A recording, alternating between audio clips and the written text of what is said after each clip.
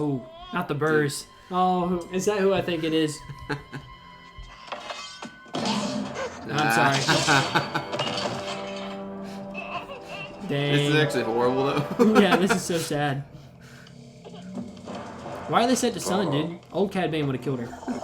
Man's gone soft. Coming right up, Mr. Bane. I can't believe how good the animation is. Look at that, dude. That's beautiful.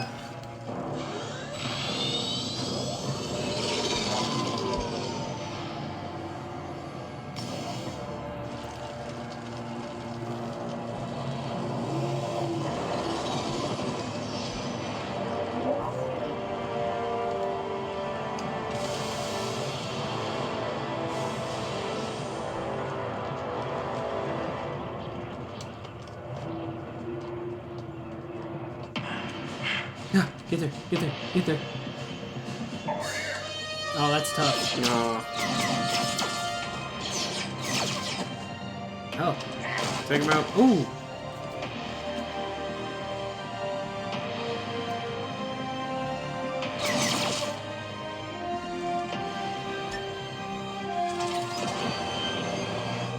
Alright, alright. Oh.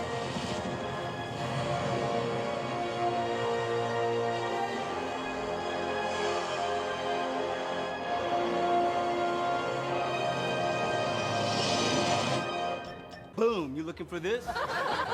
Welcome back to BoomShot. I'm Kel. This is Colby, sir. and we just finished watching The Bad Batch, episode 10 and 11. We're going to talk about these episodes starting now. So what do you think about the episodes? Man, I thought they were incredible. These were probably, it reminded me a lot of the first two, and those were probably my favorite until now. The episode 10 might be my favorite of the season. And one of my favorites of the show. I mean, the match wasn't in it, much like the first episode. Mm-hmm. I mean, Omega was in the first one, but I mean, I really feel like what they did with Emery, with Dr. Carr was great. Yeah, they kind of showed their hand. That's kind of like, because it was something we've been kind of waiting on for a little while now. Is like, what's going on? Who are the specimens? But I mean, this is actually kind of interesting because it kind of comes full circle from that arc we saw in Clone Wars, Yeah. where Cad Bane literally does the exact same thing. He kidnaps younglings, or like infants who can use the Force or have the Force, like a high midichlorian count, and then like brings them to the Emperor on Mustafar. So like, I guess this was always the Emperor's plan. Yeah, that's a good point, and that it did remind me a lot of that, and I find that test they did really interesting. Where I guess it shows like the how many midichlorians they have or whatever. Mm-hmm. I thought that was interesting. I don't know if we've seen something like that before, but yeah, I don't really remember what they did for Anakin in episode 1, but they did do some kind of test that determined his would have been like all max. Yeah, he would have had max stats. He's a 99 overall, but I thought that was really interesting, and it was like cool to see like what they had been working on this whole time, and like the fact that she doesn't have Omega doesn't have an M count. She doesn't really have midichlorians, but they like her blood, kind of like we were talking about, her blood would sync perfectly with somebody who does. Yeah, and that's something we speculated before, is that maybe they're trying to see if her blood or like her DNA was compatible with like transferring the Emperor's midichlorian count. But we see here it was I almost said younglings, the specimens they call them, the young children basically that were forced into it. So yeah, I mean, I guess we got our answer there, which I think is interesting. But maybe they're still trying to like, if she can link their midichlorian, she can do it with anybody. Yeah, and maybe the Emperor's just like, I don't even want to go through the trouble. Let's just get kids, and we can do whatever. I mean, it's evil. Yeah, it's despicable, dude. Yeah, it's definitely evil. But it goes to show you, like, because I've said this for a little while, like, when you look at episode 4, 5, and 6, like, you wouldn't think the Empire was all that bad. Like, it doesn't. There's nothing really to like make it seem like they're the bad guys, because they're fighting the rebellion, but you have zero context for like, yeah, sure, they have a planet killing weapon, okay, whatever, like fine, I'll give you that, but like other than that, you really don't see much like atrocity happen. Like they've had to kind of go back and like retcon that through like Star Wars Rebels and like Rogue One, and even this show now, where you get to see the atrocities of the Empire, like abusing obviously like children, but then like in Rogue One, we get to see like like the building of the planet-killing weapon, but then in Rebels we get to see a lot more. Like, so you just get to see that stuff, and I feel like that's good. But I'm definitely really excited to see where it was cool. It's cool to see that the Empire's evil. I think that's because we're seeing the behind the scenes because like you said on the surface, we didn't really see much of what made them so bad, and that was all. I mean that's the Emperor's whole thing is like on the surface he wants to look like he's doing good for the people, but behind the scenes he's just evil. Yeah, exactly. And it was really interesting to me. Like one of the things I thought was really interesting from episode 10 was how Tarkin contacts Hemlock, and I'm like, dude, you think you outrank the Emperor? If the Emperor wants this done, it's going to happen. Like, what do you think? Yeah, but that's interesting though that Tarkin doesn't even really know what's going on. It seems like. Yeah, that is. I mean, I thought about that, but then I don't guess I really thought about that at all. Like he really doesn't have any idea what's going on. Because at this point, he's probably still working on the Death Star, right? Yeah, I guess and that would make sense. Like Vader and Tarkin got to oversee the Death Star, and then maybe like Palpatine and Hemlock are working on. Yeah. Well, I say Vader and Tarkin, but also. Why did his name just leave me? Ben Mendelsohn's character, Director Krennic. Dude, literally left me. So like they're overseeing all that, which is really cool. Like because that's all happening simultaneously.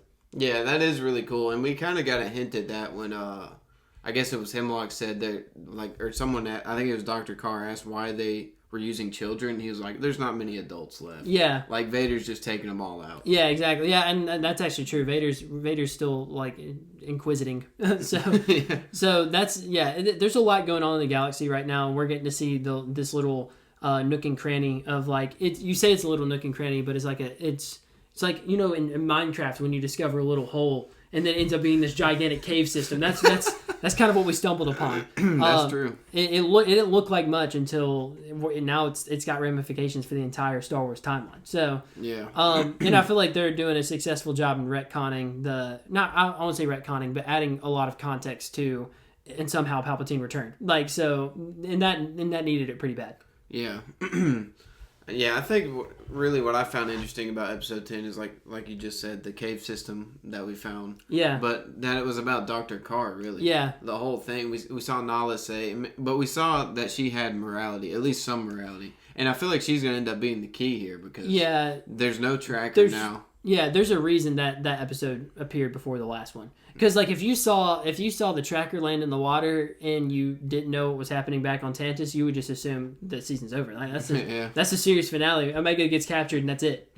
But now that we know Dr. Carr has not just some morality. I think she's always had it. I think she's probably always thought it was a little bit odd and weird. Yeah. But now she's getting to see. She's seen enough to know that it's as bad, if not worse, than it looks. So like and it's gotten snuffed out. Like her morality. I mean, just by nature of, I guess, monotony. Yeah, and how long we don't know how long she's been there. I mean, it seems like Hemlock kind of took her under his wing. Yeah. So I mean, it seems like she was kind of forced into this, but now she's gonna have to make a choice that could result in her dying. I mean, I can see her dying in this. In these next couple episodes for sure. Yeah. But I mean, that's basically what happened in episode 10. Like in episode 11, it picks up with them on Pabu. They're about to leave. We obviously we get to see that this rogue clone character, whoever it is, to me it sounds like Crosshair at times. To me it sounds like Wrecker at times. To me it sounds like Hunter at times. I'm starting to lean towards what you said last time, that it is a Crosshair clone, just because of how well he snipes. Dude. Yeah, it would make a lot of sense, and the fact that he does carry a sniper, it would. To me, like, why would they take the normal Crosshair who was having problems and like obeying and stuff like that, and they would just make a clone of him and who has all the same qualities but none of the faults? And that would explain why his hand's shaking now. Yeah, exactly. So I think it is. I do really feel like it's a Crosshair clone. I could also see Tech, maybe like a resurrected Tech, but we'll have to see that because he's very good with technology. Yeah, so, that's the other thing. He's really good with tech too, so it's interesting. Which is why I feel like I could see him being a mix of all of the batch. Like the batch combined. Like he has the strength of Wrecker, the skills, like the hunting skills of Hunter. He's got the sniping skills of Crosshair, and then he's got the tech skills of Tech. So I could see that. Something I just thought of is that in Mando season 3, we got that episode with Dr. Pershing. Mm-hmm. It's kind of like a standalone with him. And that's what the episode 10 reminded me of. It's kind of an offset from episode 11, but I just thought of that. Yeah. Like we focused on a doctor of the Empire who's like seemingly defecting, and how that could play a key. And it's with cloning too. So I don't know. I think that's a little interesting parallel. Yeah, but I mean, in the episode they get captured or they get taken down. Wrecker's hurt right now. Hunter isn't hurt. He's alive. Crosshairs. It's not looking good. Crosshairs can't hit a shot. Couldn't hit the ocean if he was standing next to it.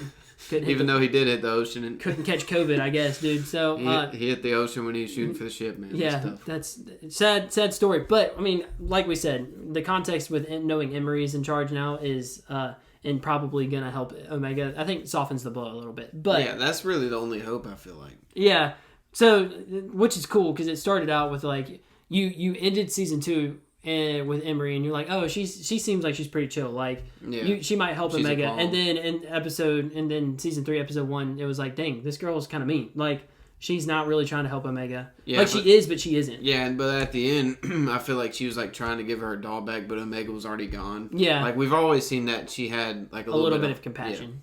Yeah. So I mean, that's where we ended, and let us know what you guys think. Are you excited for these next 4 episodes? Sorry, not to cut you off, by the way. Sorry. I don't think I was saying anything, was I? Yeah, but I kind of finished your sentence for you, so I was like, it just hit me. Anyway, let us know what you guys think. Are you excited for the next 4 episodes, I think, right? 12, 13, 14, 15. Yeah, the next 4 episodes. Of the series. Yeah, dude. Of the series. This is it. So let us know what you guys think. Thank you guys for watching. See you in the next one.